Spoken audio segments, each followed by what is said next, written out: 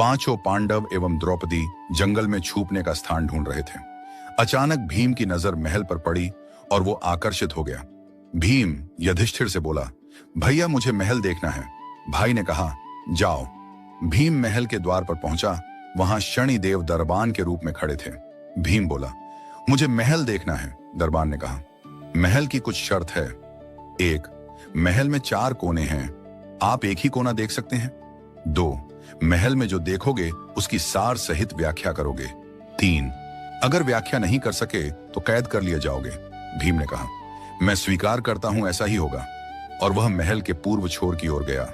वहां जाकर देखता है कि 3 कुएं हैं, अगल बगल में छोटे कुएं और बीच में एक बड़ा कुआं। बीच वाला बड़े कुएं में पानी का उफान आता है और दोनों छोटे खाली कुओं को पानी से भर देता है। फिर कुछ देर बाद दोनों छोटे कुओं में उफान आता है तो खाली पड़े बड़े कुएं का पानी आधा ही भर पाता है।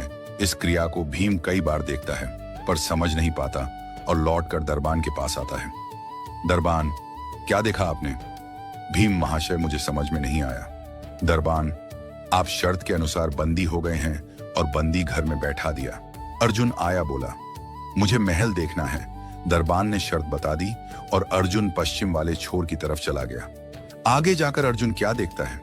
एक खेत में 2 फसल उग रही थी। एक तरफ बाजरे की फसल, दूसरी तरफ मक्का की फसल। बाजरे के पौधे से मक्का निकल रही तथा मक्का के पौधे से बाजरी निकल रही। अजीब लगा, कुछ समझ नहीं आया, वापस द्वार पर आ गया। दरबान ने पूछा, क्या देखा? अर्जुन बोला, महाशय सब कुछ देखा पर बाजरा और मक्का की बात समझ में नहीं आई।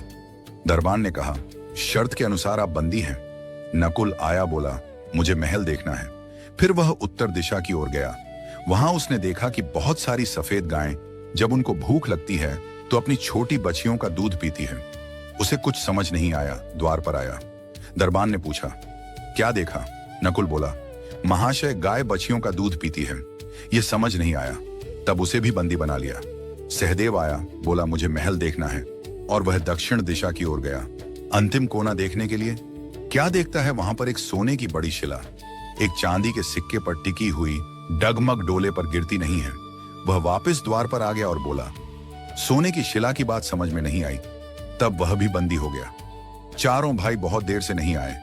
तब युधिष्ठिर को चिंता हुई। वह भी द्रौपदी सहित महल में गए, भाइयों के लिए पूछा। तब दरबान ने बताया, वो शर्त अनुसार बंदी है।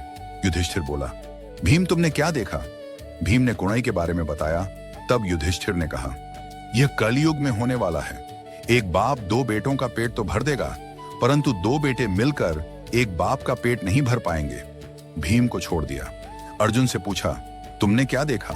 उसने फसल के बारे में बताया। युधिष्ठिर ने कहा, यह भी कलयुग में होने वाला है।